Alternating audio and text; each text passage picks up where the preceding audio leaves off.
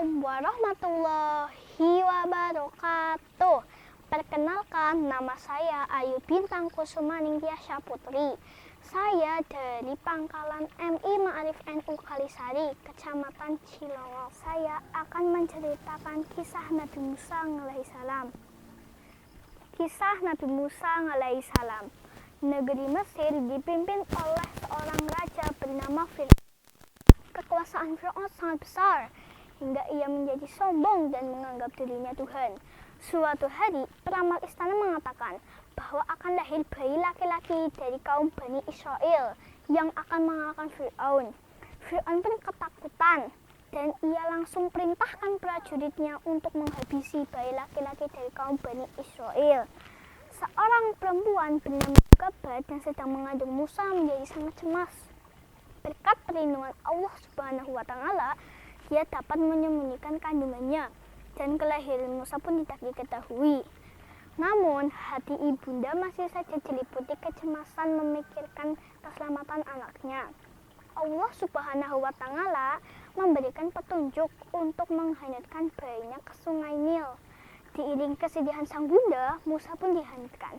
Peti itu mendekati istana Fir'aun. Istri Fir'aun bernama Aisyah binti Mazahim terpesona oleh senyum bayi Musa.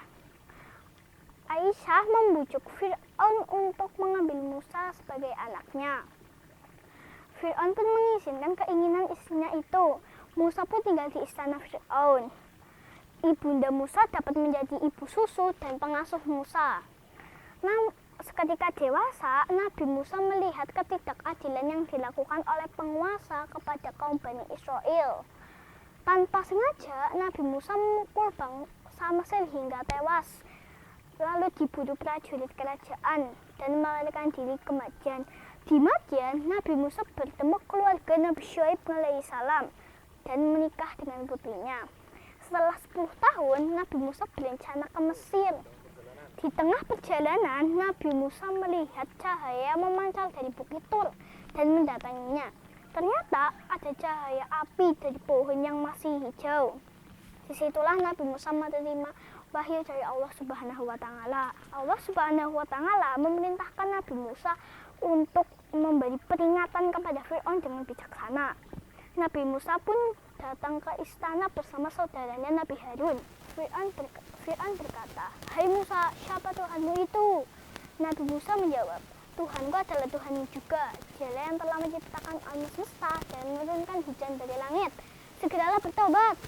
Namun, Fir'aun yang sombong malah menantang Nabi Musa untuk menunjukkan bukti kenabiannya.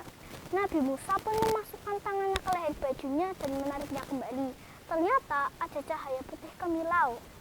Fir'aun berkata, "Itukah bukti bahwa keutusan Tuhan? Padahal itu hanya kepandaianmu bermain sihir. Kami juga punya tukang-tukang sihir yang hebat. Mari kita bertanding. Tetapkanlah hari pertandingan itu agar semua rakyat dapat menyaksikannya." Hari yang ditetapkan pun tiba. Semua rakyat datang untuk menyaksikan adu kekuatan antara Nabi Musa dan penyihir-penyihir Fir'aun. Terlihat di tengah lapang, Nabi Musa berdiri di hadapan penyihir-penyihir dari berbagai negara. Fir'aun berkata, "Hai para ahli sihir, tunjukkan kemampuan kalian. Majulah bersama-sama. Hadiah besar telah menanti kalian." Penyihir-penyihir itu berkata, "Hai Musa, kami dulu yang memulainya atau engkau?" Nabi Musa menjawab, "Silahkan kalian." Penyihir-penyihir itu mulai melemparkan tongkat dan tali ke hadapan Nabi Musa dan berubah menjadi ular buas yang hendak menyerang Nabi Musa. "Hai Musa, janganlah takut. Lemparkanlah tongkatmu." Begitu bisikan yang diterima Nabi Musa. Nabi Musa pun melemparkan tongkatnya dan berubah menjadi ular raksasa menelan ular-ular ribuan penyihir. Fir'aun pun menjadi murka dan menghukum mati semua penyihir. Namun Fir'aun malah memburu Nabi Musa. Allah Subhanahu wa Ta'ala memerintahkan Nabi Musa untuk keluar dari Mesir. Di suatu malam, diam-diam rombongan Nabi Musa meninggalkan Mesir sampai tiba di tepi Laut Merah. Tiba-tiba rombongan di belakang berseru dengan panik, "Fir'aun, Fir'aun, di belakang kita ada Fir'aun." Dari kejauhan, Fir'aun mengejar. Nabi Musa meminta pengikutnya bersabar atas perintah Allah Subhanahu wa Ta'ala. Nabi Musa pun memukulkan tongkatnya ke laut. Subhanallah, dengan izin Allah Subhanahu wa Ta'ala, laut pun terbelah. Di tengah-tengahnya terdapat jalan kering agar rombongan Nabi Musa dapat melewatinya. Rombongan Nabi Musa pun selamat. Ketika Fir'aun dan pasukannya masih di tengah-tengah laut terbelah, tiba-tiba terdengar suara gemuruh dan laut pun kembali bersatu. Tenggelamlah Fir'aun dan pasukannya. Itulah azab dari Allah Subhanahu wa Ta'ala. Lengkingan suara Fir'aun terdengar oleh rombongan Nabi Musa. Aku beriman kepada Tuhan Musa dan Harun. Namun sudah terlambat, tak ada lagi ampunan baginya.